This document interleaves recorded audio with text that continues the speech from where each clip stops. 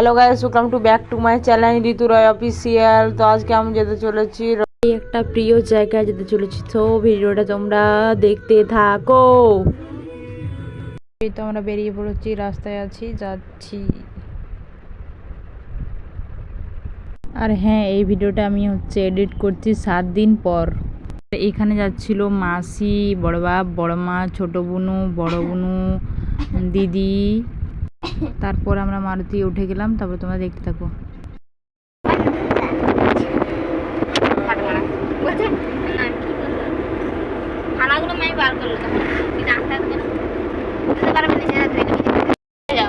আমি তখন কি বলবো, চুপচাপ করে ঘর বাড়ি ঝাঁটিয়ে আর করে জামা কাপড় তুলে। এই তো গাইস, আমরা পৌঁছে গেছি, দেখো, দেখতে থাকো তোমরা।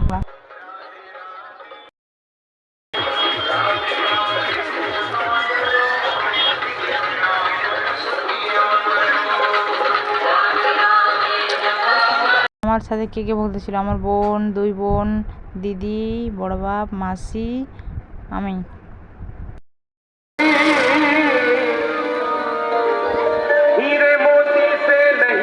এটা ছিল আমাদের প্রথম দিন, তাই পুরো দোকান বসেনি কোথাও।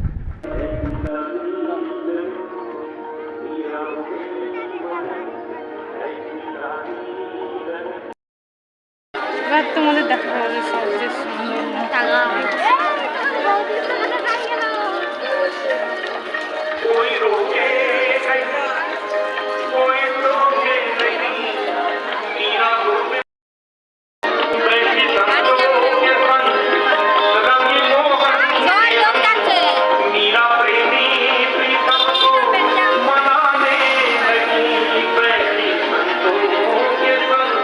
গাইস, কি বলবো, এখানে মন্দিরের পাশ দিয়ে বেড়ানোর ফিলিংসটাই আলাদা। এই ফিলিংস কাউকে বোঝাতে পারবো না। ফিলিংসটা শুধু আমারই হয় কিনা জানি না, তোমাদের হয় কিনা কমেন্ট করে বলো। আমার মধ্যে এত ফিলিংস হয়, কি বলবো তোমাদের। তো খুশি হয়, আমার মনটা পুরো ভরে যায়। যারা বাবা বসন্ত রায়ের মন্দির এসেছো তারাই জানবে এই মন্দিরটা। এখানে আমরা ভোগদা ছিলাম 5 দিন। তারপর আমরা যাচ্ছিলাম পুকুরে স্নান করে প্রণাম সেবা খেটে গলায় উতরি নেবো বলে। আর এটা হচ্ছিল যে কালী মন্দির, খুব একটা ভালো করে দেখায়নি, অন্ধকার দেখাচ্ছিল। তারপর পুরো ভিডিওটা তোমরা দেখো, তাহলে বুঝতে পারবে না, এত কিছু বুঝতে পারবে না।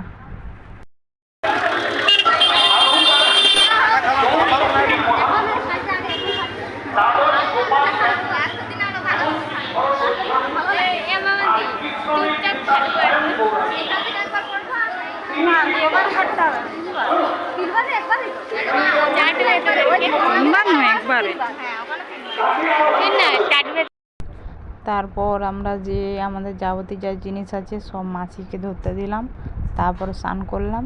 তার কিছুক্ষণ পর মাসি স্নান করলো, তারপরে আমরা বন্যাসরা খাটছিলাম। আমাদেরকে তো আগেই বলেছি এটা আমাদের প্রথম দিন, তাই অনেক ভিড় ছিল না, ফাঁকা ছিল পুরো চারদিকটাই। পুকুরটাও ফাঁকা ছিল, রাস্তাঘাটও ফাঁকা ছিল, মন্দিরের পাশেও ফাঁকা ছিল। কিন্তু কালকে থেকে আর ফাঁকা থাকবে না, পুরো চারদিকটা ভিড়ে ভর্তি হয়ে যাবে। তো আমাকে স্নান করতে হবে, মাসিকে ফোনটা দিতে হবে, তাই মাসিকে ফোনটা দিয়ে স্নান করতে গেলাম। তারপর আমরা সবাই প্রণামসভা খাটছিলাম, তাই কেউ ভিডিও করতে পারিনি। তারপর প্রণামসভা কেটে স্নান করে উতরি পরে গিয়ে আমরা যাচ্ছিলাম মাঠের দিকে। মাঠে ওখানে শাড়ি শুকোবো বলে।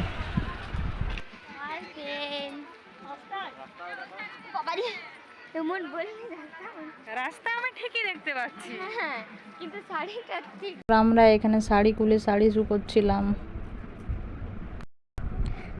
তারপর শাড়ি শুকিয়ে আমরা দাঁড়িয়েছিলাম কিছুক্ষণ।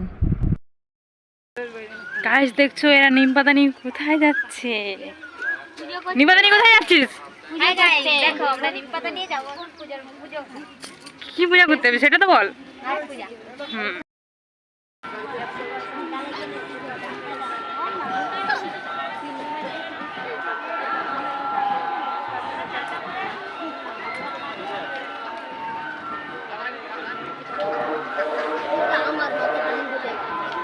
গাইস, এখানে আবার স্নান করে আবার শাড়ি শুকোতে হয়, তারপর পুজো করতে হয়। আমরা শাড়ি শুকিয়ে দাঁড়িয়েছিলাম পুজো করার জন্য। সূর্য পুজো হয়, এটা সূর্য ডুবলে পুজোটা হয়। ভিডিওটা বানা আমাকে দিবি, পাঠাবি? হ্যাঁ, দত্তবাড়ি চাল দেখবি না, একটু লেট দিব দিয়ে পাঠাবি। হাই গাইস, এই দেখো আমরা সবাই ঘাটতে করতে আসছি। তারপর স্নান করার পর ঠাকুর মন্দিরে যে গড় করতে হয়, গড় করে এখানে সবাই কেন বসে আছে, কারণ এখানে হরগৌরী পুজো হবে, তার জন্য জায়গা পাবে না, তাই এখানে সবাই শাড়ি শুকোচ্ছিল আর বসেছিল।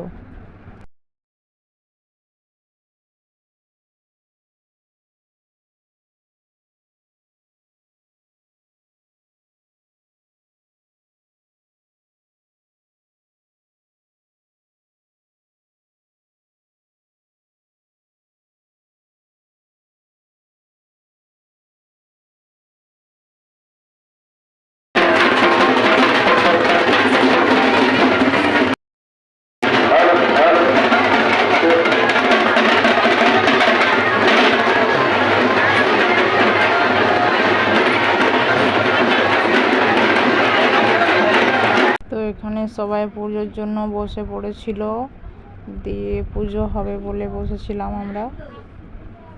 পুরো ভিডিওটা তোমরা দেখতে থাকো, নয়তো কিছু বুঝতে পারবে না।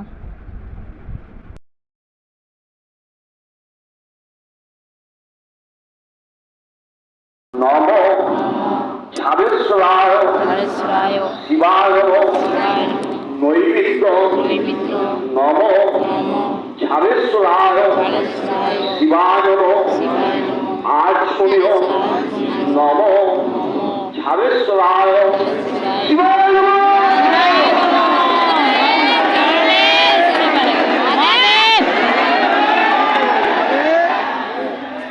যারা খান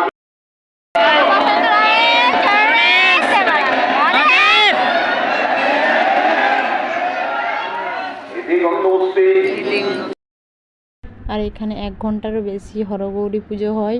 পুজো হওয়ার পর ফুল আর বেদ, যে নতুন ভক্ত থাকে তাকে এখানে হরগৌরীর মন্দিরে দিয়ে আসতে হয়, আর একটা বেলপাতা নিয়ে আসতে হয়, তবে আমরা জল খেতে পাবো। তারপর আমাদের নতুন ভক্তা ছিল অনামিকা। অনামিকা গেল আর মাসি গেল, কারণ ও কোথায় হারিয়ে যাবে কে জানে।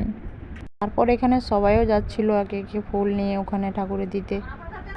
তারপর অনামিকা বেলপাতা এনে দিল, সবাই খেলাম। তারপরে মল্লিকা আমরা সবাই মিলে লাস্সি খেতে গেলাম, কিন্তু আমি লাস্সি খাই না। তারপর এখানে সবাই তরমুজ খাচ্ছিলাম, কেউ সবাই হাসাহাসি করছিল কিভাবে খাবে, আর অনামিকা তো মুখ লুকিয়ে খাচ্ছিল।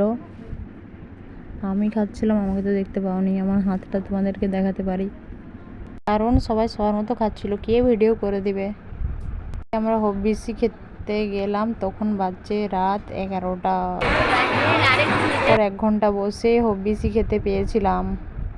খাওয়ার পর আমরা বাড়ি যাবো বলে রাস্তার দিকে গেছিলাম, দিয়ে কোনো অটো টোটো কিছু পাইনি, তাই কিছু অনেকক্ষণ ভাবার পর আমরা হেঁটে হেঁটে বাড়ি যাচ্ছিলাম।